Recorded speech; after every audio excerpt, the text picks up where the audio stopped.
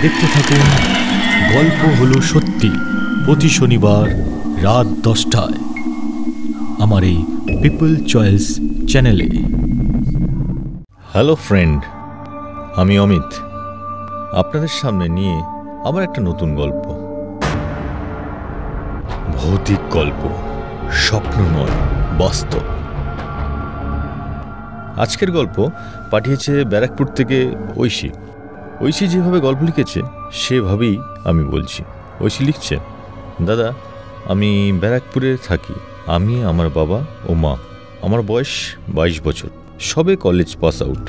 ঘটনাটা আমার বন্ধুর সাথে হয়েছে। শীতকালের রাত, আমার বন্ধু এক কাকা মারা যায়। সে আমায় ফোন করে বলে, আখি, ও আসলে আখি আমার ডাক নাম। আমি বলি, হ্যাঁ এত রাতে ফোন করলি?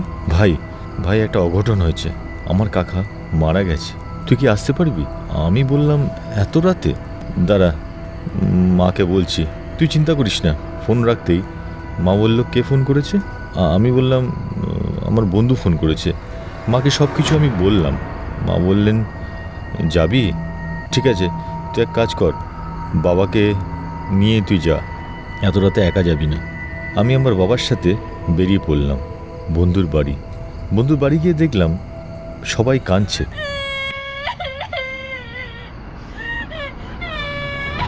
আসলে আমার বন্ধুর কাকার বয়স অনেক কম, হঠাৎ মারা যাওয়ায় এই অবস্থা। যাই হোক, আমার বন্ধুকে সান্ত্বনা দিয়ে আমি বাবার সাথে বাড়ির দিকে রওনা দিলাম। শীতকালের রাত, রাস্তা একদম ফাঁকা। আমি আর বাবা সাইকেল করে বাড়ি ফিরছি। কিছুটা যেতেই বাবা যেন থমকে দাঁড়িয়ে পড়লেন। আমি বললাম, কি হলো বাবা? বললেন, কে যেন সামনে দাঁড়িয়ে আছে, খুব ভালো করে দেখা যাচ্ছে না, তারা একটু এগিয়ে গিয়ে দেখি। আমি বললাম, বাবা না, তোমাকে যেতে হবে না। বাবা বললো, দাঁড়া না, দেখি কে আছে। এগিয়ে গিয়ে যা দেখলাম সেটা বলার আমার ভাষা নেই। গিয়ে দেখি বন্ধুর যে কাকাকে আমরা দেখে এলাম তিনি আমাদের সামনে দাঁড়িয়ে আছে। এটা কি করে সম্ভব? নিজের চোখেও বিশ্বাস করতে পারছি না। চোখের পলক পড়তেই আর নেই। এই দেখে বাবাকে বললাম, চলো চলো আমরা এখান থেকে বাড়ি যাই। বাবা কিছুক্ষণ দাঁড়িয়ে থাকলেন, তারপর বললো, চল চল মা, বাড়ি চল।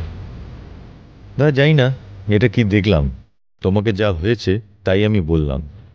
হ্যাঁ ঐশী, খুব ভালো লাগলো তোমার গল্পটা। এই ধরনের আরও ঘটনা আমাকে লিখে পাঠাবে। আজ এখানেই শেষ করলাম। আবার এরকম ঘটনা নিয়ে আমি অমিত আপনাদের সামনে আবার আসবো। Good bye.